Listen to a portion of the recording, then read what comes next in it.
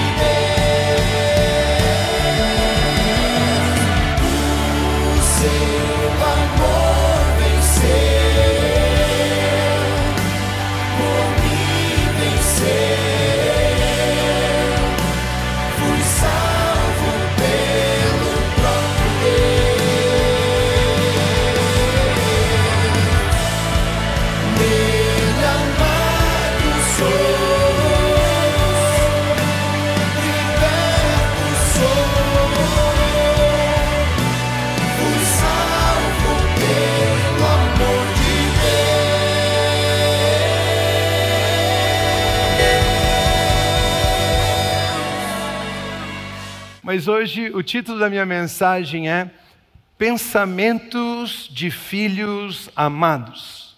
Pensamentos de Filhos Amados. Queridos, os nossos pensamentos influenciam os frutos que iremos colher.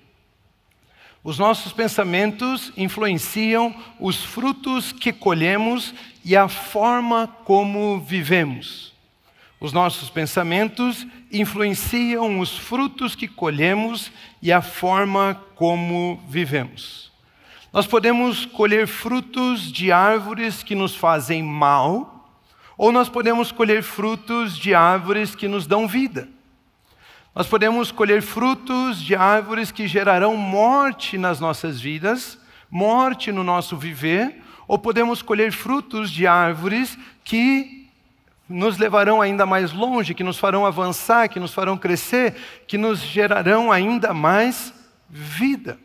E a forma como nós pensamos é o que determina qual fruto vamos colher.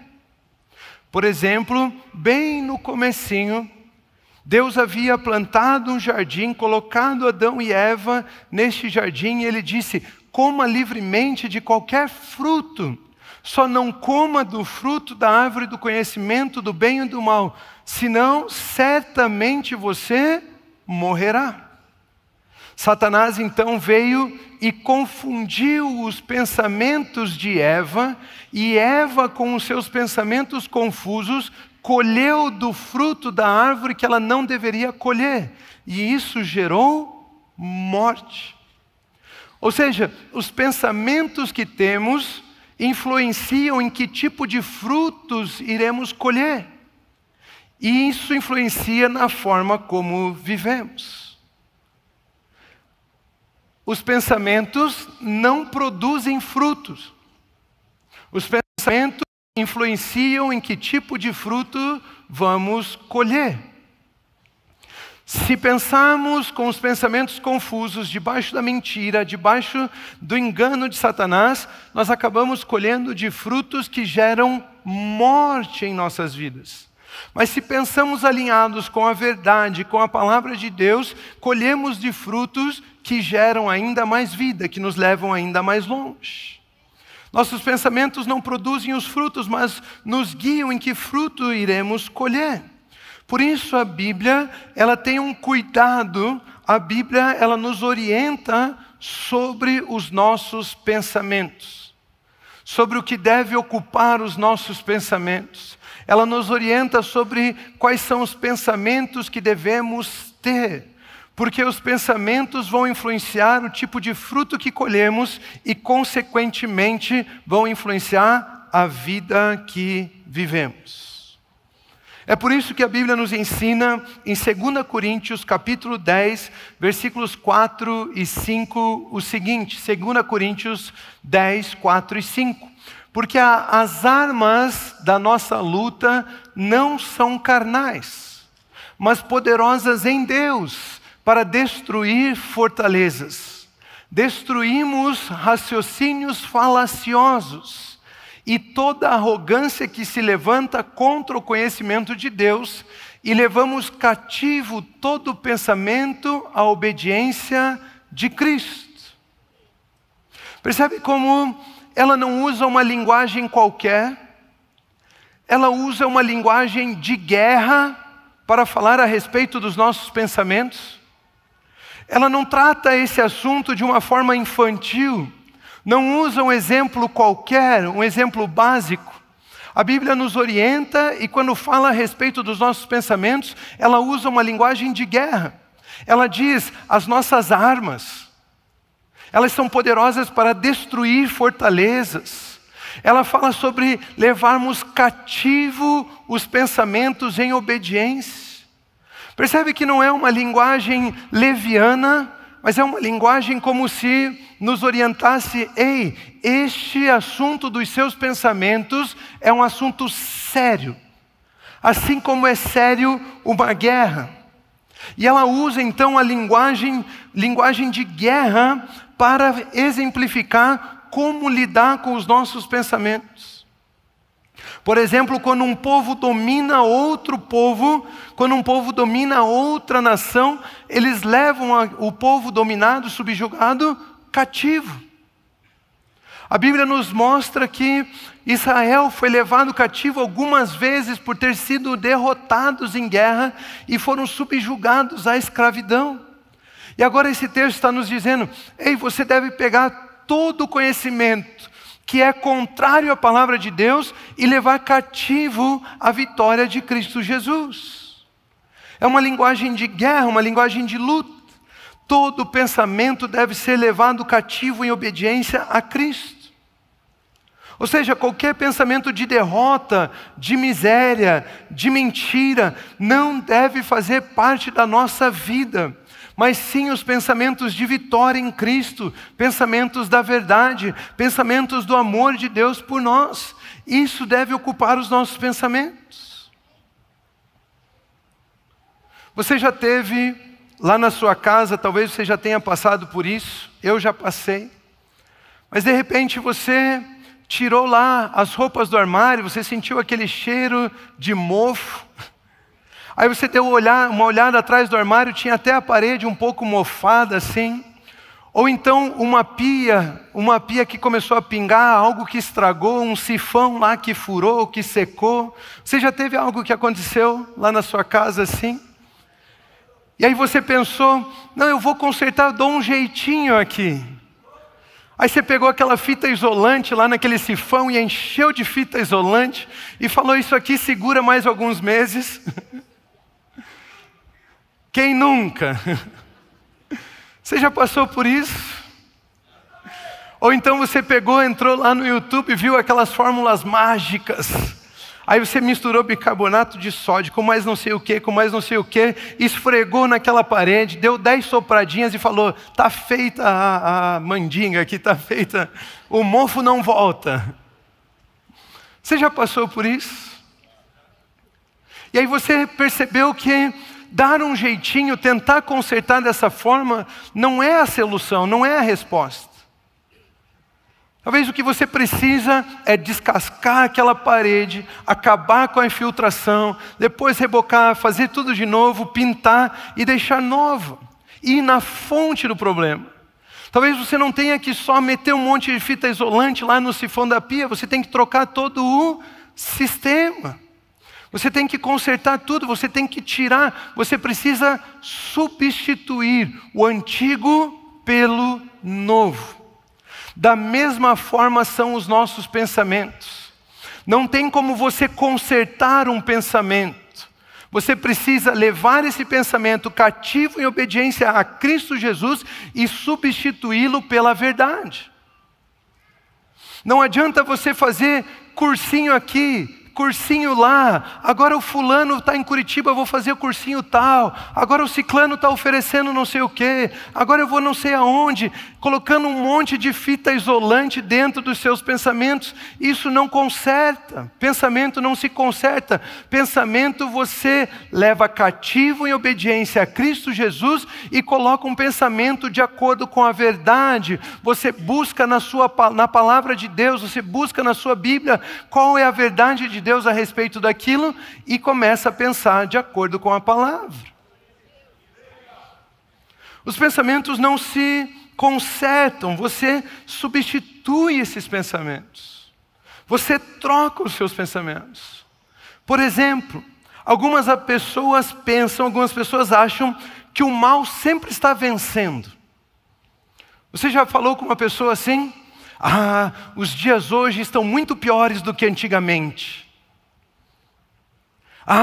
O mal está aí afligindo os jovens dessa época, não é mesmo, pastor? Não. Agora os dias estão piores, não estão? O mal está vencendo. Tudo é o mal, tudo é o diabo, tudo são os demônios, tudo. Como se o mal fosse prevalecer sobre a igreja, como se o mal fosse maior do que a obra de Cristo Jesus, como se o mal fosse dominar todas as coisas. Está ficando pior, não é mesmo, pastor?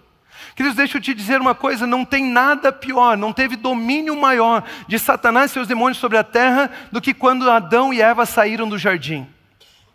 Naquele dia não começou a obra da desgraça, naquele dia Deus começou o plano da redenção. Esse pensamento de que tudo está piorando é contrário à Bíblia. A Bíblia nos ensina em Isaías capítulo 60, versículo 1, o seguinte: levante-se e resplandeça, porque já vem a sua luz e a glória do Senhor está raiando sobre você. Querido, se está raiando, é porque essa luz está brilhando cada vez mais, até que um dia se tornará dia perfeito. Não são os dias que estão piorando, não, na verdade estão melhorando. A luz está brilhando cada vez mais. É a igreja que são os portões do inferno que não prevalecerão contra a igreja do Senhor, e não a igreja que não resistirá à ação das trevas. Querido, se está raiando, se está crescendo, chegará um dia em que essa luz estará sobre nós. Perfeito, dia perfeito. E quando o dia é perfeito, a nossa sombra, as trevas estão aonde? Se a luz estiver sobre mim, a minha sombra fica onde? Debaixo dos meus pés. As trevas não estão se espalhando, as trevas estão cada vez mais limitadas a permanecerem debaixo dos meus pés, aonde eu tenho domínio, aonde sou eu quem tenho controle, sou eu que determino quanto ela pode, quanto não pode, somos nós que estamos aqui para governo. Esse é o pensamento bíblico. Se a luz já está raiando, significa que as trevas diminuem e impedem cada dia mais. A luz do Evangelho, da glória de Deus, da glória de Cristo Jesus já brilhou. Nossas vidas não são trevas, nossas vidas não são desgraça, nossas vidas não são difíceis, nossas vidas não são misérias, nossas vidas não são derrotas. A luz do Evangelho brilhou sobre nós e nós podemos reinar em vida. A luz da glória de Deus brilhou sobre nós e nós podemos avançar, nós podemos ascender, nós podemos crescer. Percebe como existem pensamentos que devem ser levados cativos em obediência a Cristo? Se olharmos as notícias, pensamos que está tudo uma desgraça. Mas se olharmos para a palavra de Deus, a palavra de Deus diz: ei, a luz brilha cada vez mais. Meu conselho para você é: saia do Instagram.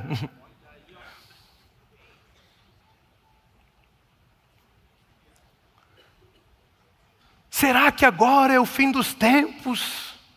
Será que as visões de João são o que está acontecendo agora?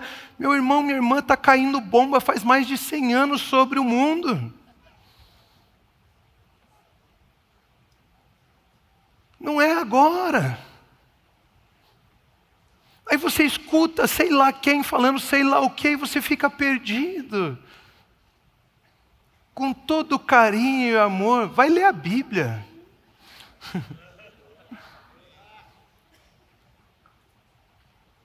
Sabe, sai um pouco desse negócio aí. Olha o que a Bíblia nos ensina, Filipenses 4:8. Finalmente, irmãos,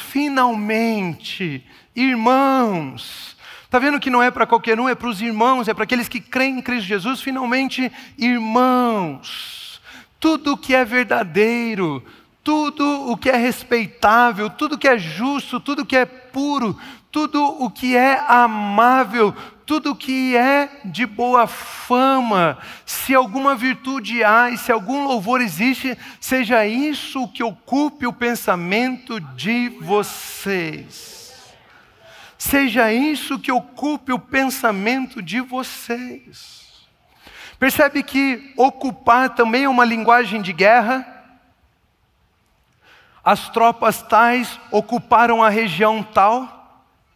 Percebe como não é de forma leviana que a Bíblia trata esse assunto? Ele fala que nós usamos armas, ele fala que nós destruímos fortalezas, ele fala que nós devemos ocupar, que as coisas boas, perfeitas, agradáveis, de boa fama, justas, puras, isso deve ocupar as regiões do nosso pensamento. Isso deve ocupar os nossos pensamentos. É outra linguagem de guerra. Quando o texto diz, seja isso que ocupe o pensamento de vocês, é como se os pensamentos sobre determinado assunto fossem um campo de batalha. De um lado, tudo que é bom, tudo que é perfeito, tudo que é amável, tudo que é respeitável, tudo que é verdadeiro, tudo que é puro, tudo que é justo. Do outro lado, raciocínios falaciosos e toda arrogância que se levanta contra o conhecimento de Deus. O que é que vai ocupar o seu pensamento? Quem é que você vai deixar vencer? Quem é que você vai permitir que ocupe o seu pensamento? Os raciocínios falaciosos, as mentiras, o medo, a desgraça, a arrogância que se levanta contra o conhecimento de Deus, ou aquilo que é puro, é justo, é amável, é verdadeiro? Quando ele diz ocupar, ele está dizendo, existe uma guerra entre esses dois tipos de pensamento. Que lado vai ocupar o seu? Pensamentos sobre família. O que é que vai ocupar o seu pensamento sobre família? O que é que vai ocupar o seu pensamento sobre negócios? O que é que vai ocupar o seu pensamento sobre finanças, sobre trabalho, sobre igreja, sobre ministério? O que é que vai ocupar o seu pensamento sobre saúde, sobre o seu corpo? Tudo que é puro, justo, amável, respeitável ou raciocínios falaciosos? Notícias de sabedoria humana, notícias de conhecimento demoníaco, ou aquilo que Deus diz, deixe que isso ocupe os seus pensamentos. Pastor, eu percebo que esses pensamentos mentirosos, de derrota, de medo, têm segurado fortalezas nos meus pensamentos. Como que eu faço para vencer, pastor, essa angústia, esses pensamentos ruins que me vêm, pensamentos de morte, pensamentos de desejos do pecado? Como que eu faço para vencer isso? Queridos, essa é a boa notícia do Evangelho, essa é a beleza do Evangelho. Cristo Jesus já venceu. Agora nós só precisamos levar esses pensamentos cativos à vitória de Cristo Jesus. Todas essas coisas já foram derrotadas pela obra do nosso Senhor Jesus Cristo.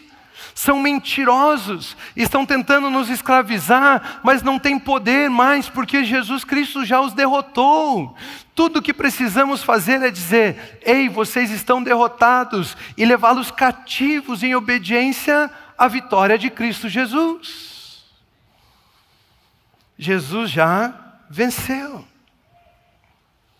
Talvez você está se dizendo, está pensando, está dizendo consigo mesmo, eu estou pensando muito nessa situação. Eu estou com medo, eu estou ouvindo aí notícia da Terceira Guerra Mundial, eu estou ouvindo notícia de não sei o quê, eu estou com medo. Eu fico angustiado, eu fico inquieto. Você é um casal mais novo, você está pensando, será que vale a pena trazer um filho ao mundo? Vale sim. Vale sim. E eu estou com medo, eu estou angustiado, pastor, eu estou pensando muito nisso. Minha sugestão para você é, pare e faça uma pequena reflexão. Isso que eu estou pensando está alinhado com a vitória de Cristo Jesus? Não. Então leve cativo em obediência a Cristo. Como? Fazendo a seguinte pergunta. Então, qual é a palavra que Jesus Cristo tem a respeito desse assunto? Isso que eu estou pensando está de acordo com a vitória de Cristo Jesus? Não. Então, qual é a palavra que tem na Bíblia, qual é a palavra de Cristo Jesus a respeito desse assunto?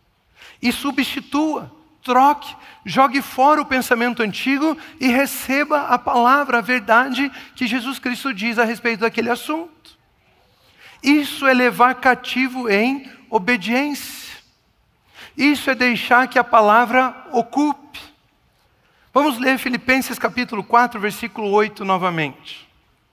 Finalmente, irmãos, tudo o que é verdadeiro, tudo o que é respeitável, tudo o que é justo, tudo o que é puro, Tudo o que é amável, tudo o que é de boa fama. Se alguma virtude há, e se algum louvor existe, seja isso o que ocupe o pensamento de vocês. O que deve ocupar os nossos pensamentos são as palavras de vida que estão em Cristo Jesus. Isso deve ocupar os nossos pensamentos. As palavras de vida que estão em Cristo Jesus. Pela vitória de Cristo Jesus, agora podemos ter o que é verdadeiro, o que é puro, o que é amável, o que é justo, ocupando os nossos pensamentos. Antes da vitória de Cristo Jesus, tinha que ser desgraça, tinha que ser medo, tinha que ser terror, mas agora com a vitória de Cristo Jesus, Ele nos dá autoridade, por isso Ele diz: finalmente, irmãos, vocês que estão em Cristo, finalmente, irmãos, agora vocês têm liberdade para deixar que tudo que é amável, tudo que é justo, tudo que é puro, tudo que é de boa fama, se existe algum louvor nessas coisas que devemos pensar. É isso que deve ocupar os nossos pensamentos. Tudo que é verdadeiro. Tudo que é verdadeiro não é apenas pensar positivo.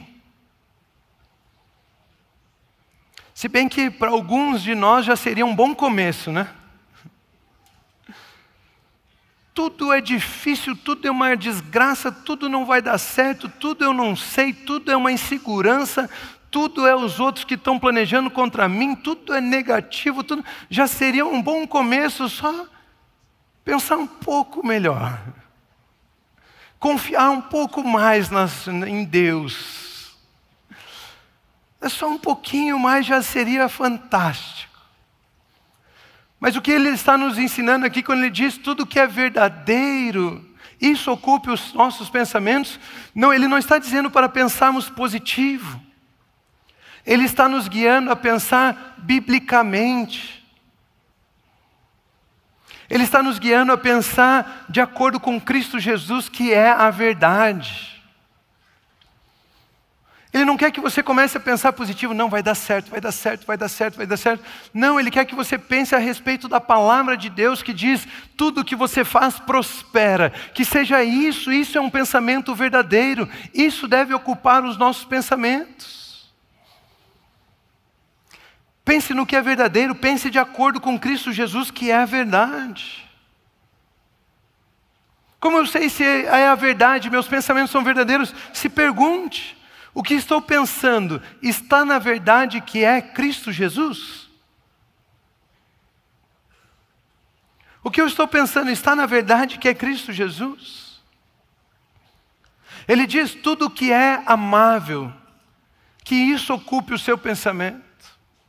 Queridos, tudo que é amável não é aquela imagem de um campo cheio de flores e borboletas voando, e de repente uma bailarina vem saltando. Não é isso. Não são aqueles antigos papéis de carta com anjinhos desenhados, bem bonitinhos. Um pensamento amável. Não é isso. Amável é, os pensamentos que eu tenho são sem interesse, são incondicionais. Por exemplo, eu vou ser voluntário na igreja. Eu estou fazendo isso por amor ou porque posso receber algo em troca? Eu faço isso porque eu sou grato à obra de Cristo Jesus na minha vida ou eu faço isso porque eu quero algum tipo de reconhecimento? Tudo que é amável, seja isso que ocupe o seu pensamento. Tudo aquilo que é incondicional, seja isso que ocupe o seu pensamento. Eu vou servir lá na igreja, no grupo de serviço, eu vou servir no louvor, eu vou servir nos holders, na mídia, eu vou servir lá no estacionamento, porque daí pelo menos Deus começa a me proteger, né, pastor? Não começa. Eu vou trazer uma oferta de sacrifício, porque daí Deus me abençoa. Não abençoa. Esses são pensamentos não amáveis. porque são condicionais. Agora, eu vou servir lá porque Ele morreu por mim, Ele pagou pelo meu pecado, Ele foi crucificado, Ele foi sepultado, Ele ressuscitou, Ele foi assunto aos céus, Ele me enviou o Consolador, Ele me enviou o Espírito Santo, e porque eu sou grato, porque Ele me amou primeiro, agora eu amo também, agora eu sirvo também. Isso é um pensamento amável. Tudo que é amável, os meus pensamentos são sem interesse. Tudo que é justo, seja isso que ocupe o pensamento de vocês. Tudo que é justo. E nessa parte aqui, eu preparei uma mensagem, então eu quero parar nesse tudo o que é justo. Seja isso que ocupe o pensamento de vocês. Deixa eu parar por aqui no que é justo e conversar sobre isso. Justo aqui não é pensar politicamente correto. Justo aqui não é pensar com tolerância. Justo aqui não é pensar com equilíbrio. Justo aqui está dizendo para pensarmos de acordo com a justiça que há em Cristo Jesus. Justo aqui diz que é para pensarmos de acordo com a justiça que há em Cristo Jesus. A justiça de Deus se manifestou em Cristo Jesus e nos colocou em uma posição aceitável diante de Deus. A justiça de Deus se manifestou em Cristo Jesus e nos colocou em uma posição de filhos amados de Deus. Justo aqui é pensar de acordo com a nossa nova posição por causa da obra de Cristo Jesus. Justo aqui é pensar naquilo que é aceitável diante de Deus. Justo aqui é pensar de acordo com os pensamentos de filhos amados. Justo é reconhecer que Ele nos colocou na posição de filhos amados. E pensar no que é justo é criar a mentalidade de filhos de Deus, de filhos amados de Deus. Tudo que é justo é ter pensamentos de filhos amados. O que é justo pensar?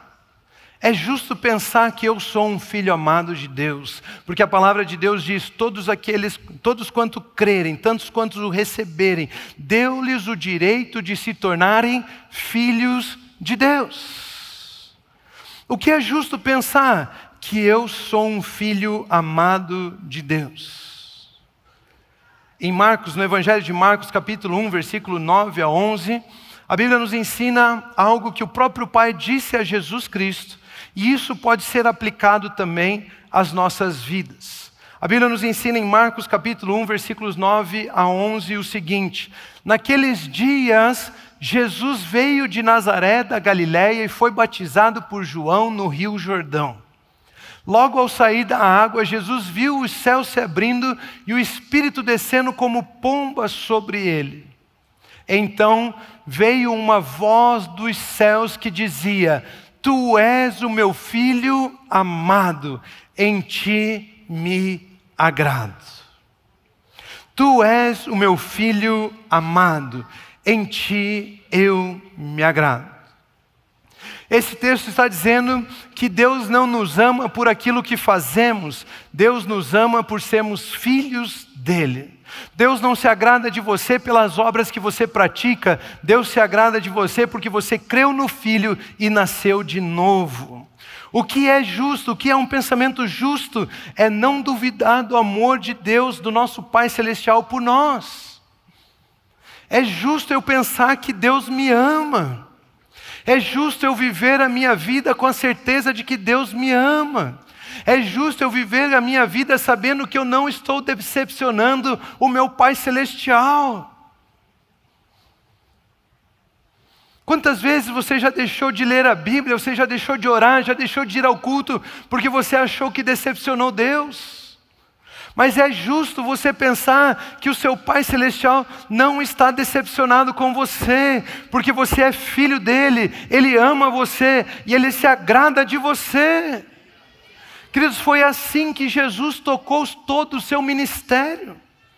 O ministério de Jesus Cristo estava todo baseado na verdade de que Ele é amado por Deus. Os milagres que Jesus realizou eram baseados na verdade de que Ele é amado por Deus. A segurança emocional de Jesus estava na certeza de que Ele é amado por Deus.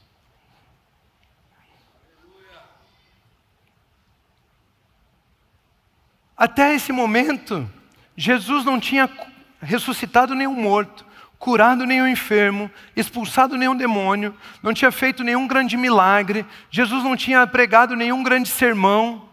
E Deus abriu os céus e disse: você é meu filho e eu te amo.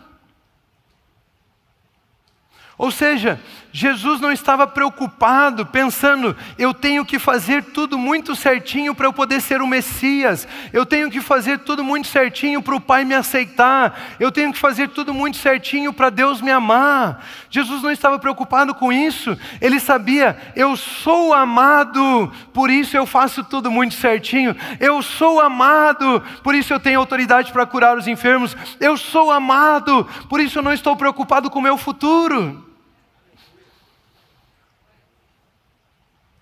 Meu Deus! Aleluia! Queridos, o que esse texto está nos ensinando é: você já é amado por Deus e nada pode te separar deste amor. Você pode viver uma vida com confiança, convicto, com pensamentos de justiça. Jesus só começou a realizar as coisas depois que entendeu que é amado. Viva a sua vida sabendo que você é amado por Deus. Jesus nunca pensou que seria definido pelos seus resultados. Jesus nunca teve que fazer um vídeo para o Instagram com uma Lamborghini atrás para mostrar que vale a pena comprar o curso dele. Ele nunca achou que seria avaliado pelos seus resultados, porque os resultados para Deus não importavam. O que importa para Deus é que Ele é um filho amado. Você está entendendo? Você é um filho amado. Deus não está te avaliando pelos seus resultados. Aliás, pelo contrário, se você começar a realizar as coisas sabendo que é filho amado, os seus resultados serão surpreendentes, sobrenaturais. Pois antes de fazer qualquer coisa, o Pai já havia dito para ele: eu te amo. Antes de você fazer qualquer coisa, Deus já disse para você: eu te amo. O que é justo pensar que o amor vence o medo. É justo pensar que o amor vence o medo. 1 João capítulo 4, versículo 18 nos ensina o seguinte: no amor não existe medo. No amor não existe medo. Pelo contrário, o perfeito amor lança fora o medo, porque o medo envolve castigo, o medo supõe um castigo, o medo supõe uma derrota, o medo supõe uma tragédia. E quem teme não é aperfeiçoado no amor. Esse texto está nos ensinando que Ele já nos ama e nós não precisamos viver com medo. Está nos ensinando que Ele já venceu, não existe medo no amor. O perfeito amor lança fora o medo.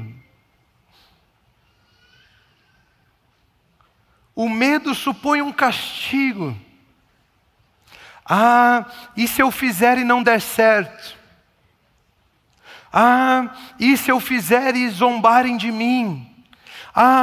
E se eu fizer e me faltar? E se eu for generoso e me faltar? Supondo um castigo. Mas queridos, se rirem de você, se forem contrários a você, do que nos importa a opinião dos outros, se nós temos a opinião do nosso Pai Celestial, que nos diz: ei, eu amo você.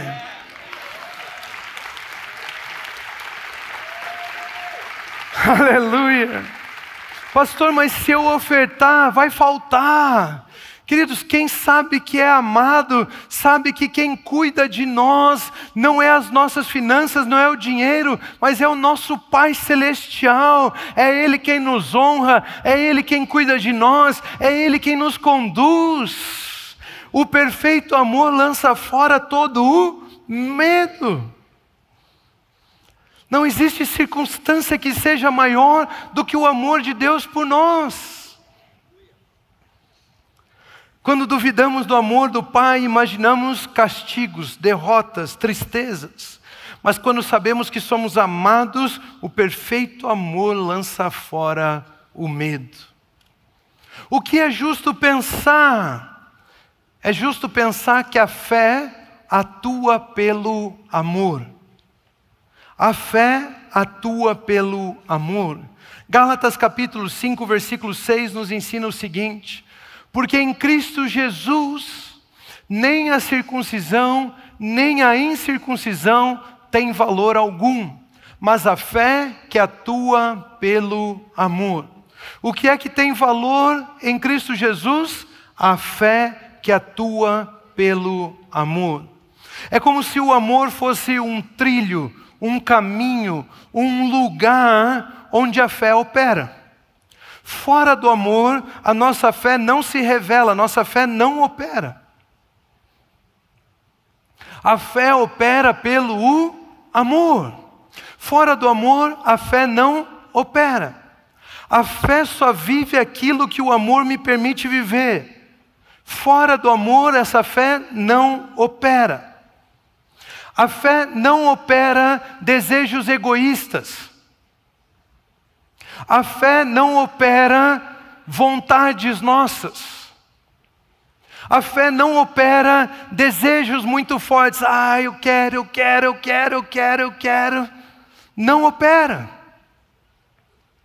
A fé não opera os pensamentos egoístas. A fé não opera pensamentos positivos. Pastor, mas vai dar certo, né? A fé não opera aí.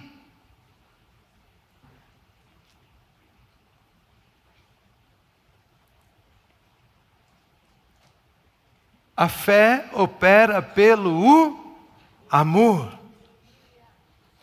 Saber que sou amado me dá autoridade para viver a vida que Ele me deu. A fé opera pelo amor. E saber que eu sou amado me dá autoridade para viver a vida que Ele me deu, que Ele já nos deu. Perceba, a fé não é para vencer batalhas. A fé é para trazer à existência a vida que Ele já nos entregou. Ele já venceu. Meu Deus. A fé não é para vencer batalhas.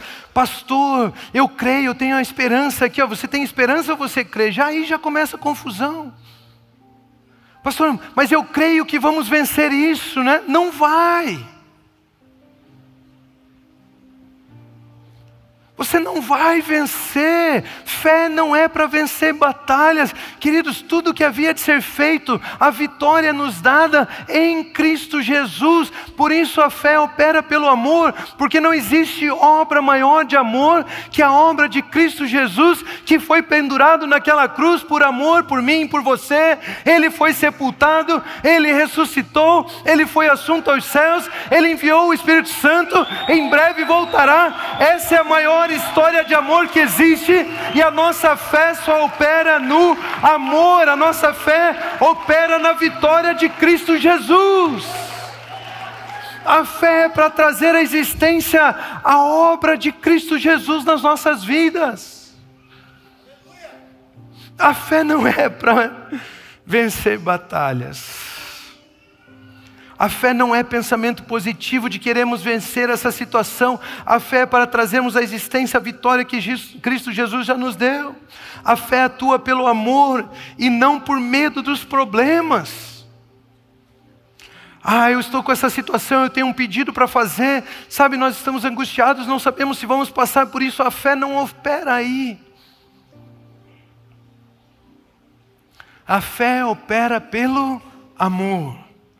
Jesus disse, tudo é possível ao que crê. A pergunta é, crê em quê? Crê na obra vitoriosa, na obra de amor do nosso Senhor Jesus Cristo.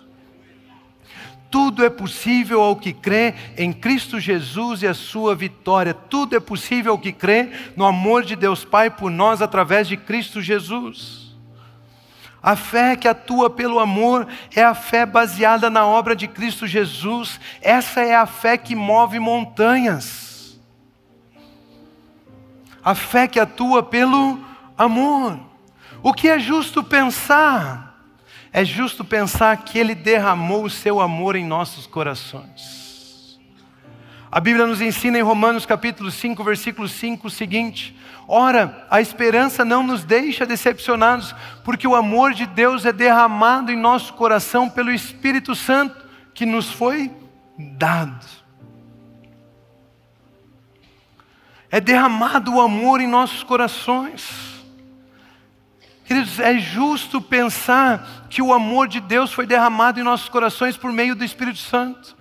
É justo pensar que aqueles que se unem ao Senhor são um só Espírito com eles. O Espírito Santo de Deus veio habitar em nosso coração, veio habitar em nosso espírito. É justo pensar que somos amados por Ele. O Espírito agora está em nós.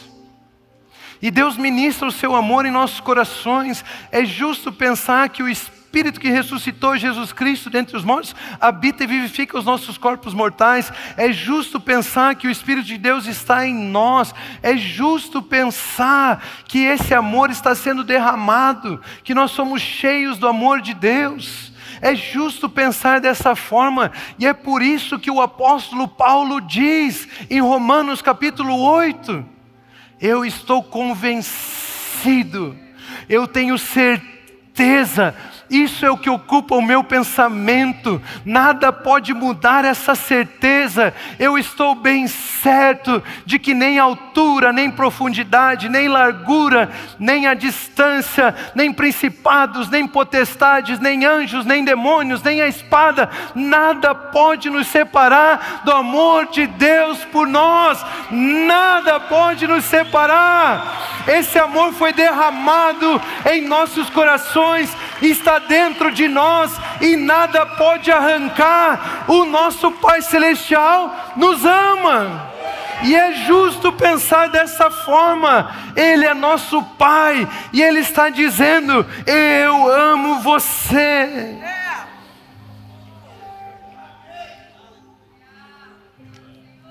Tudo que é justo, que isso ocupe os nossos pensamentos. Nós somos filhos amados. Sabe, muitas vezes, e eu quero terminar com esse exemplo, muitas vezes nós pensamos que somos pessoas naturais, com problemas naturais, e ficamos buscando soluções naturais. Mas na verdade, eu e você somos pessoas espirituais, que encontramos problemas naturais, e temos ferramentas sobrenaturais. Deixa eu repetir para você anotar. Muitas vezes nós pensamos que somos pessoas naturais, com problemas naturais. É normal passar por isso, não é, pastor? Com problemas naturais. E ficamos buscando soluções naturais. Mas o que a Bíblia nos ensina é que nós somos pessoas sobrenaturais. Nós estamos passando por esse mundo, por isso encontramos problemas naturais. Mas Deus nos deu ferramentas sobrenaturais. Às vezes nós acordamos pela manhã e pensamos, hoje eu vou buscar o melhor conselho possível para eu tentar ser melhor do que eu fui ontem. Porque nós achamos que somos pessoas naturais, com problemas naturais, buscando soluções naturais. Mas o que a Bíblia nos ensina é que nós não somos mais os mesmos. Nós somos seres espirituais, nós somos filhos amados, nós somos uma nova criação. O Espírito de Deus habita em nós. Nós estamos neste mundo para ser bênção, e nós temos autoridade. Podemos encontrar problemas, mas nós temos autoridade para transformar a maldição em bênção, aquilo que estava seco em prosperidade, aquilo que todo mundo disse vai morrer em abundância. Nós estamos aqui para transformar o destino das coisas. E Ele nos deu ferramentas sobrenaturais para isso. Ele está dizendo: você já tem uma fé que atua pelo amor. Eu já derramei o meu amor sobre você. Eu já disse para você: eu estarei convosco até o fim dos tempos. Eu jamais te abandonarei. Eu te levarei aos lugares altos. Eu sou por você. Eu estou com você. Eu te amo. Eu te amo. É isso que o nosso Pai Celestial está dizendo sobre nós hoje. Nós precisamos mudar os nossos pensamentos. Ele nos ama, Ele nos ama, Ele nos ama. Nós não somos mais o que éramos antes, agora somos filhos amados de Deus. Que isso ocupe os nossos pensamentos. Oh, Jesus, obrigado. Ah, Jesus, perfeito. Perfeito, perfeito, perfeito, obra perfeita. Você é perfeito, você é santo, você é justo, você é amado por causa da obra de Cristo Jesus. Obra perfeita, completa. Ah, obrigado, Jesus.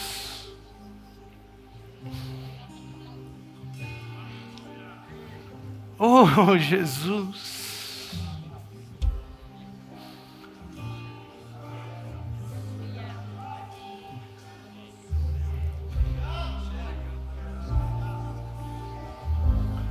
Você é amado pelo seu Pai Celestial.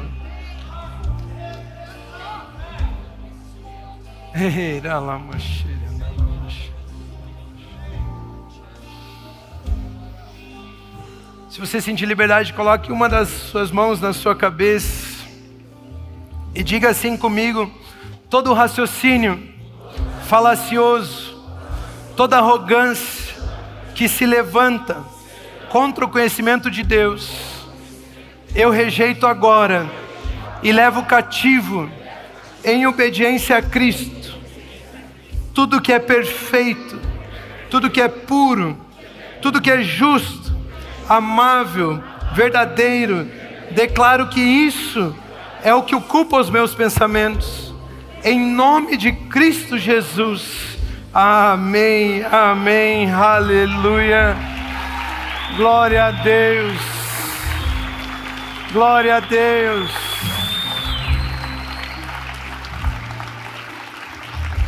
Uma vida debaixo do amor de Deus. Pai Celestial, obrigado. Obrigado pela obra de Cristo Jesus. Obrigado porque essa obra é perfeita, completa. O seu Filho gritou naquela cruz: está consumado. A prova de amor foi dada. O Senhor comprovou, o Senhor provou o seu amor por nós. Cristo morreu por nós quando ainda éramos pecadores. Mas agora, Senhor, nessa vida de santidade, de justiça, de perfeição, de pureza, nós queremos entregar o nosso louvor a Ti. Nós queremos viver a vida do reino, nós queremos viver a Sua paz, a Sua alegria, a Sua justiça. Nós queremos viver como aqueles que sabem, que reconhecem que são amados. É por isso que neste momento nós repreendemos todo espírito, toda palavra de morte, de roubo, de destruição, e nós dizemos: ninguém jamais coma fruto de Ti, que jamais comam frutos, que você seque até a raiz. Você não tem autoridade para germinar nos pensamentos, no coração, na vida do meu irmão, da minha irmã. Ah, Senhor,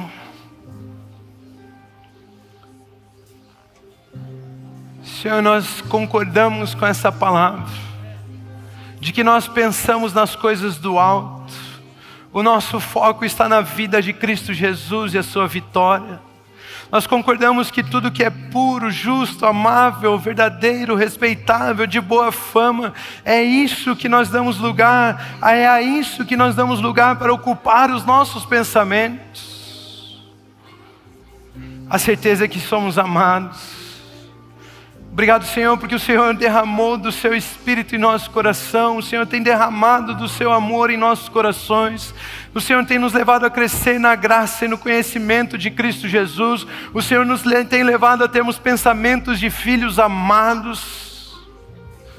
Ah, Senhor, obrigado.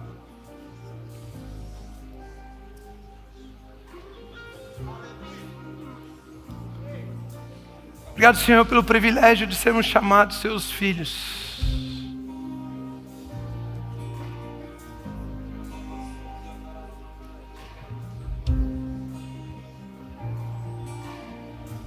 A sua palavra diz, Senhor, que o mesmo Espírito que ressuscitou a Jesus Cristo dentre os mortos habita e vivifica os nossos corpos mortais.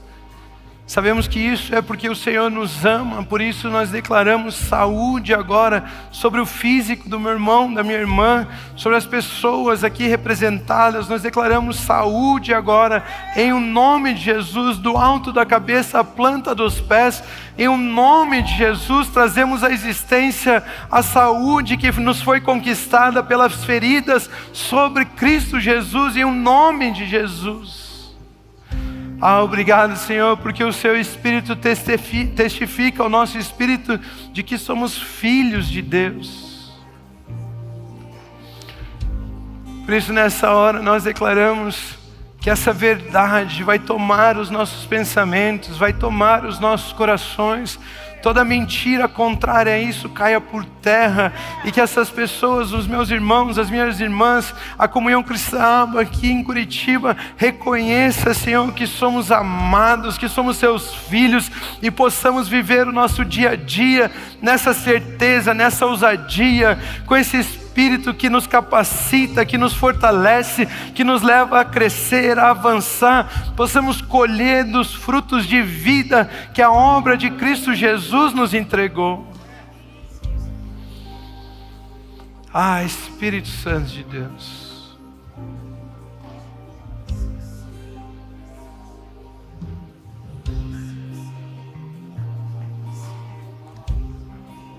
Que o Senhor se revele agora ao meu irmão, à minha irmã.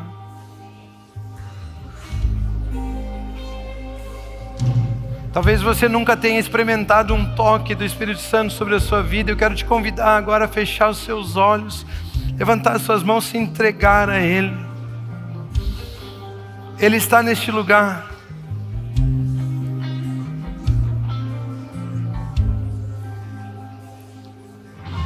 Mas Ele quer fazer parte também da sua vida.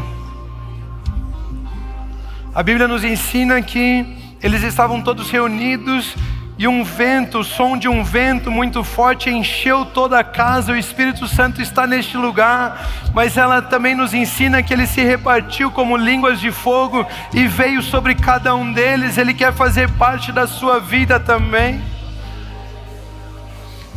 Continuem abençoados.